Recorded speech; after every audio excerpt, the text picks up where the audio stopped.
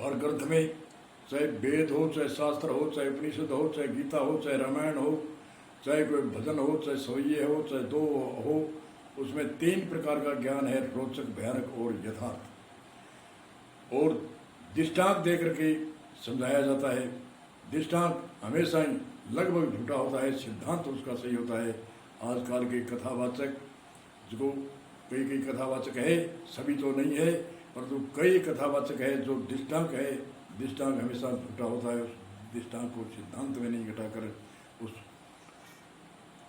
उसको अदर में छोड़ देते हैं। अदर में छोड़ने से जो मध्यम और कनिष्ठ जगह है वह उनको सत्य मान लेता है और भ्रमित हो जाता है, क्योंकि यथार्थ ज्ञान से वंचित रहता है। रोचक ज्ञान कुछ सुना और भयानक ज्ञान और दृष्टांत जो समझाने के लिए झूठे होते हैं, सिद्धांत तो उसका सही होता है तो उसको सत्य मान लेता है और उसी में वह ताली पटके करते हैं। और ताली पटके आजकल कथावाचक कराते हैं। क्यों कराते हैं कि उसको 90-80% ऐसे हैं जिसको जीविका चलानी है, वो ताली पटका करके और अपना मनोरंजन करके और ताली पटके करके यथार्थ ज्ञान से उनको वंचित रखते हैं जिज्ञासुओं को।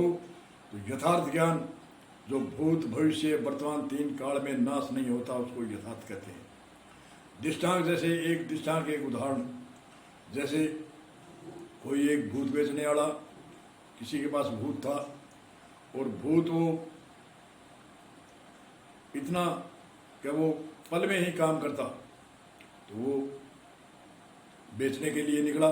व्यापारी जिसके पास भूत था और बेचने के लिए निकला, तो वो उसने आवाज़ लगाई, हमारे पास भूत है, बहुत काम करता है, सेकंडों में, पल में, क्षण में काम करता है, कोई ले लो। तो गाय खाते लेने के लिए दूसरी शर्त थी, अगर जो काम निपटा दिया तो ये उसको ही मारेगा, जो खरीदने वाला है उसको ही मारेगा।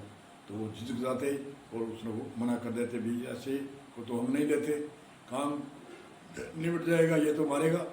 तो एक सेठ था बड़ा, उसकी बड़ा कमठाना चलता था, बड़ी फैक्ट्रियाँ थी, बड़े बड़े हजारों आदमी काम करते थे। उसने देखा अपने क्या काम निपटता है, ये काम के फल में करता है, कितना करेगा और आगे बढ़ा देंगे काम, तो आगे से आगे सेठ के बढ़ता रहता है, व्यापारियों के बढ़ता रहता है। उसने वो खरीद लिया। वो खरीद लिया तो वो पल में ही काम, क्षण में काम करने लगा। तो सेठ जी की ऐसी भावना हुई कि ये इसकी शर्त है, अगर ये काम नहीं हुआ तो मैं उसको ही मारूंगा जिसने मुझे खरीदा है। तो वह भयभीत हुआ, उसने देखा काम तो ये निपटाएगा। तो उसने कोई महान पुरुष के पास इधर उधर घूमते घूमते गया, गुरु जी मेरे पास मैंने एक आफत ले ली, एक भूत लिया है, वह बहुत काम करता है, उसकी शर्त है कि वह काम नहीं मिला तो मैं उस लेने वाले को मैं मृत्यु के घाट उतारूँगा। तो वो मृत्यु के घाट उतारेगा, इसलिए कोई उपाय बताओ। तो साधु महात्मा बड़े समझदार थे, बड़े ज्ञानी थे। उसने कहा एक लंबा बांस, पूरा खड्डा खोद के पूरा भरकम बांस लगा दो, और बांस पर जब कोई काम न हो तो कह दो उस पर चढ़ो और उतरो। ये तो है दृष्टांत। और सिद्धांत क्या है? मन है ये भूत के समान है, और श्वास है ये बांस है, इस पर परमात्मा के नाम जब श्वास के साथ में लगाने से इसमें लगाए रखो तो मन अपने आप ही कब्जे में आएगा। ये तो एक सिद्धांत होया।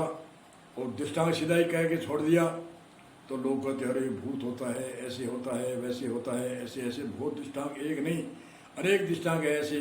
जैसे 68 तीर्थ गुरु चरणों में है, वहाँ एक नदी थी, तालाबी थी, उसमें गंगा जमुना वो काली हो जाती थी, पापी उसके मैल लगा देते थे और वो उसमें स्नान करके जाती थी और वो उजड़ होके जाती थी। तो किसी ने देखा, सेवक ने, अरे कौन हो? बोले मैं गंगा जमुना हाँ। तो गंगा जमुना जैसे पहले तो आई थी, बहुत भूडी थी और बड़ी सुंदर महिला जैसी महिला, अरे हमें पापी मैल में काली कुचली कर देते हैं। और ये संत है, इसके 68 तीर्थ संतों के चरणों में होते हैं, इसके तलावी में संत के चरण टिकते हैं। तो कहने का गंगा जमुना कभी स्त्री नहीं मरती। कहने का अर्थ है दृष्टांत समझाने के लिए होता है और सिद्धांत प्रगटाए। तो दृष्टांत दे के तारीफ पटके करके जो लोगों को भ्रमित करते हैं अपनी जीविका के लिए, कई मन कथावाचक है, सभी तो नहीं है। बड़े बड़े विद्वान है, बड़े बड़े भारत के अंदर है, दूसरे देशों में है, परंतु जो अपने जीविका चलाने के लिए ताली पटके करके हा हा ही करके और ताली पटका करके और नचाते हैं, करते हैं, गीत गाते हैं, नाच कराते हैं, जो सांग दिखाते हैं, जो पार्ट दिखाते हैं, यथार्थ ज्ञान से वंचित रखते हैं, ऐसे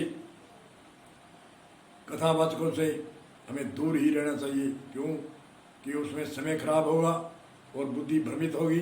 जो यथार्थ ज्ञान से वंचित रखता है उसके पास कथा सुनने में कोई लाभ की बात नहीं है। रोचक भयानक सुन लिया, यथार्थ नहीं सुना तो वह रोचक भयानक सुने और न सुनने के समान है। यथार्थ ज्ञान किसे कहते हैं? जो भूत भविष्य वर्तमान तीनों कालों में नाश नहीं होता उसे यथार्थ ज्ञान कहते हैं। यथार्थ ज्ञान का एक दृष्टांत, जैसे हमें रामायण तो सभी पढ़ते हैं, परंतु रामायण के अंदर एक जगह आती है, रामचंद्र जी ने एक वन में सुखासन में बैठे थे, उस समय लक्ष्मण ने प्रश्न किया, हे प्रभु, हे स्वामी, मुझे ऐसा ज्ञान बताओ जो मूल ज्ञान है वो बताओ, माया क्या है, जीव क्या है, वैराग क्या है, आदि आदि कई प्रश्न पूछे। और ऐसा मूल ज्ञान बताओ जिसके जानने के बाद दूसरे और की जानने की जरूरत न हो। तो रामचंद्र जी ने कहा, मैं थोड़े में बताता हूँ। ब्रह्मादिक का भोग है नित्य त्यागो लख विकारी। तीनों लोगों का भोग तनके के समान त्याग दो और संसार से उपराम हो जाओ। ब्रह्मलोकन लो भोग जो चाहे सबन वो त्याग। तीनों लोगों के भोगों से उपराम हो, तीनों गुणों के भोगों से उपराम हो। और माया किसे कहते हैं? मैं और मोर तोड़ तो है माया, तां बस फिरे जीव भुलाया। अब जीव किसे कहते हैं? ईश्वर किसे कहते हैं?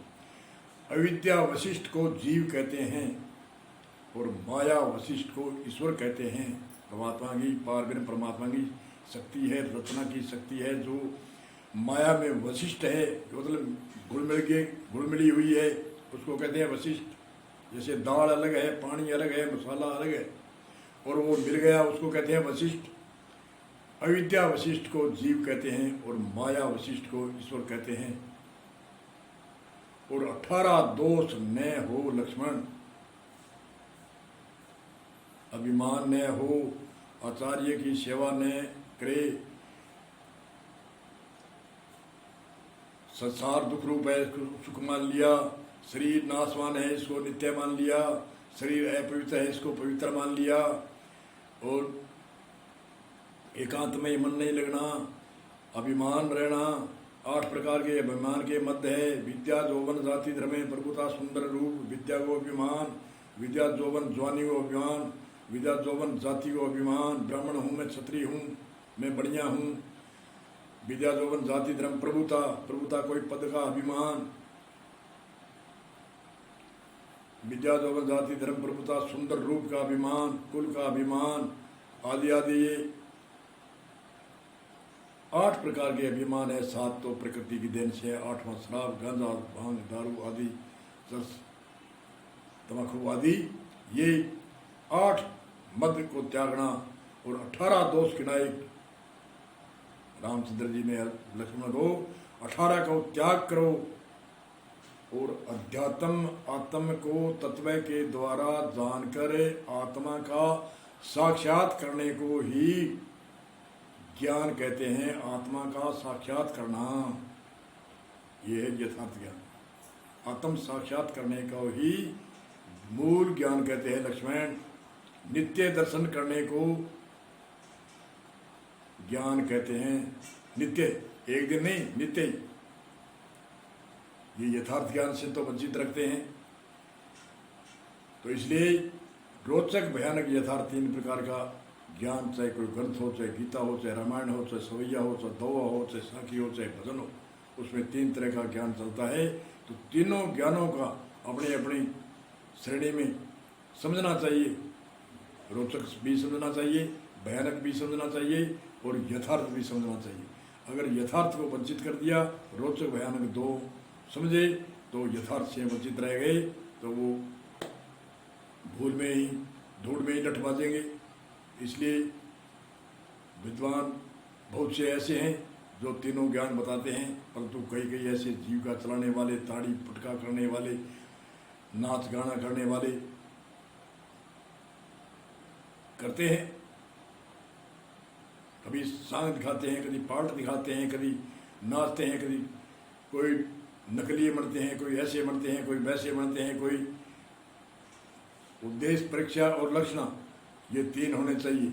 उद्देश्य क्या है, परीक्षा क्या है और लक्षणा क्या है, ये तीन जब तक नहीं धारण करेंगे, नहीं इनका उपदेश देंगे, तो वो जिज्ञासु, आस्थावान, भ्रमित रहेगा।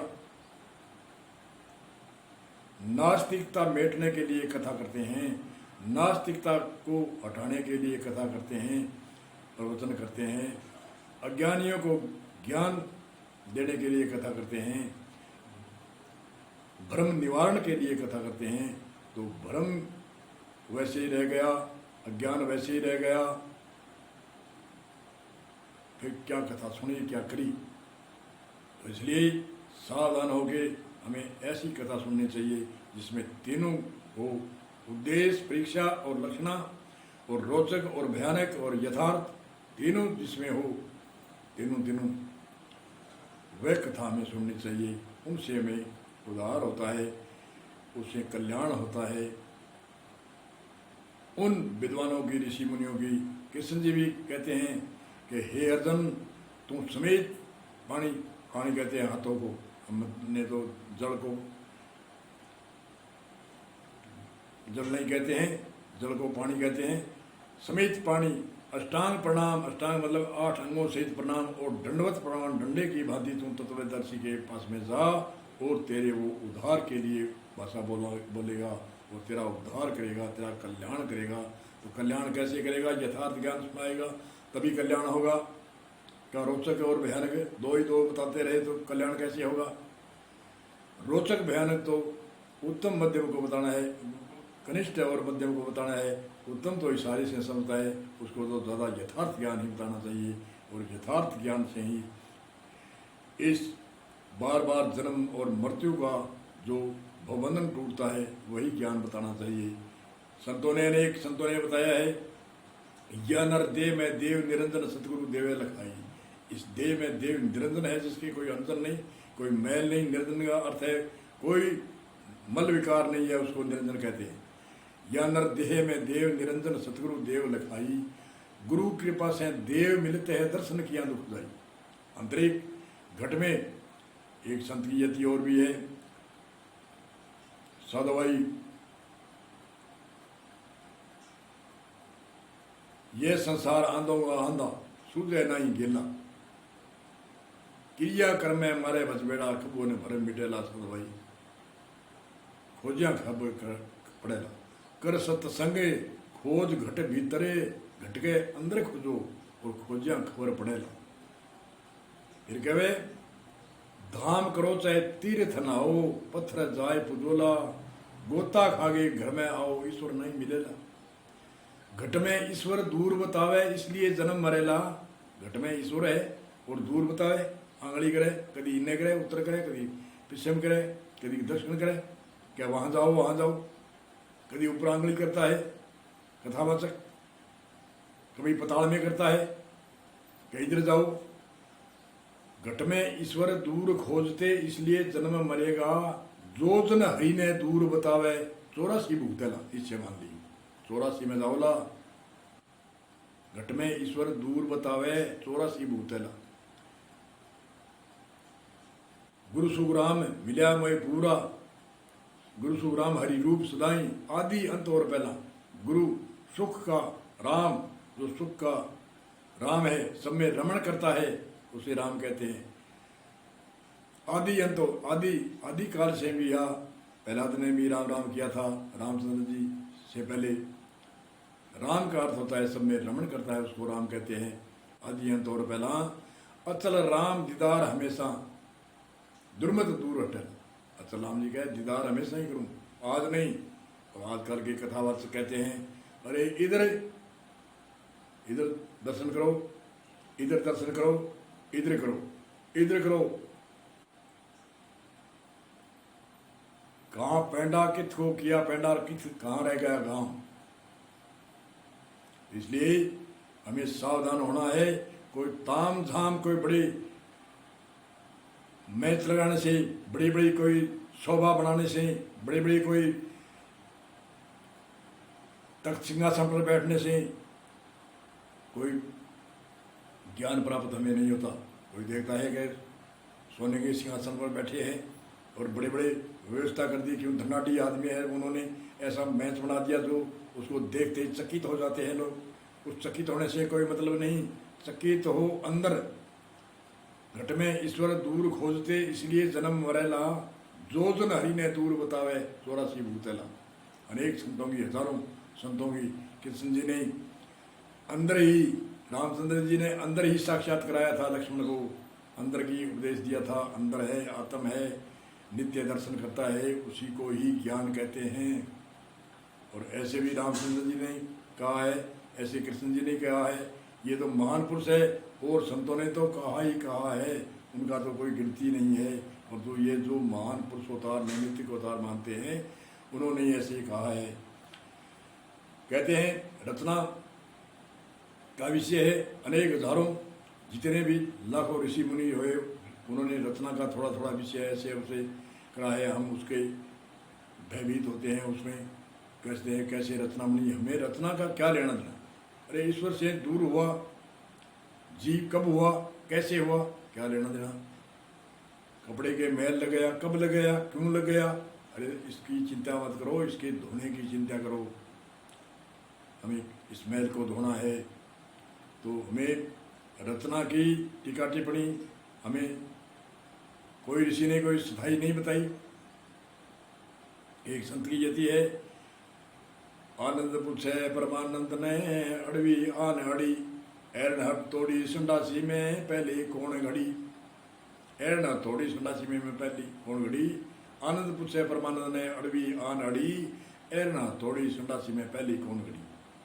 आगे पीछे जो घड़ेर जो बलहीना जो होए, सामर्थ्य मेरा संयार पल में रचता सोए। परमात्मा सामर्थ्य है, पल में रचना करता है, पल में प्रलय करता है, पल में श्रृंगार करता है, पल में उद्धार करता है, पल में सब कुछ करता है। ऐसा मेरे साईं है। आगे पीछे जो घड़े बलहीना जो होए, सामर्थ्य मेरा साईं पल में रचता सोए। बोलो सतगुरु भगवान परमात्मा की जय। कृष्णा जय राधे, जय कृष्णा जय राधे।